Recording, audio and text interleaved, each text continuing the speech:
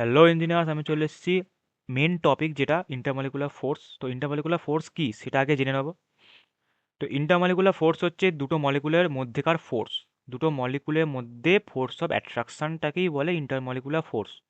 এবার দু রকমের হয়, একটা হচ্ছে হাইড্রোজেন বন্ডিং, যার আন্ডারে ইন্টার মলিকুলার হাইড্রোজেন বন্ডিংটা পড়ে। মানে ইন্টারমলিকুলার ফোর্সের আন্ডারে হাইড্রোজেন বন্ডিং পড়ে, কিন্তু হাইড্রোজেন বন্ডিংয়ে তো দুটো টাইপ হয়, একটা ইন্ট্রা, একটা ইন্টার। সেটা আমি ডিটেলসে আলোচনা শুনবো।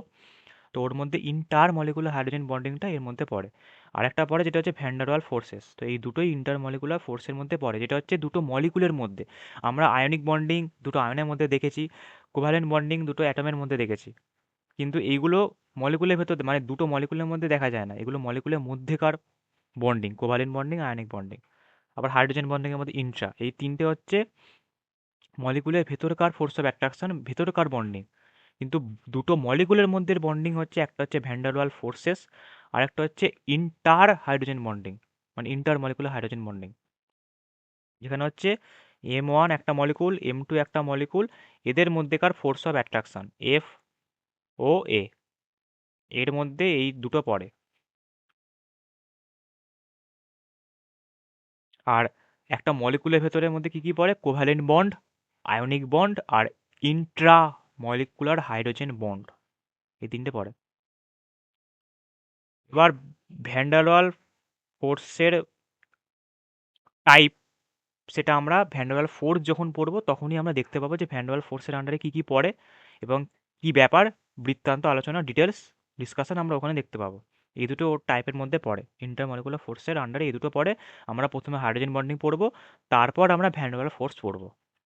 আর সমস্ত পিওকিও করবো, কোনো প্রবলেম নেই। তো এর পরের ভিডিওতে পোলার এবং নন পোলার মলিকুলের কনসেপ্টটা আমরা জেনে নেবো, কারণ এই ভ্যান ডার ওয়াল ফোর্সের আন্ডারে পোলার নন পোলারের কনসেপ্টটা আসবে। তো আমরা এর পরেরতে এটা জেনে নেব, এরপরেই আমরা এটা জেনে নেব। এবার পরের ভিডিও নয়, অবশ্যই ভ্যান ডার ওয়াল ফোর্সেসের আগের ভিডিওতেই আমরা জেনে নেব যে পোলার নন পোলার মলিকুল বলতে কী বোঝায়। আমি আগে থেকে জানাবো না, কারণ স্বাভাবিক, তোরা ভুলে যাবি। তো তার ভ্যান ডার ওয়াল ফোর্সের আগেই জানাবো। আর যেভাবে আমি প্লেলিস্টে অ্যারেঞ্জ করছি সেইভাবে তোরা কিন্তু দেখবি, স্কিপ করবি না, এটাই রিকোয়েস্ট। কারণ স্কিপ করলে কোনো কনসেপ্ট বাদ চলে যেতে পারে। মন দিয়ে কথাগুলো শুনবি, লেখাগুলো দেখবি,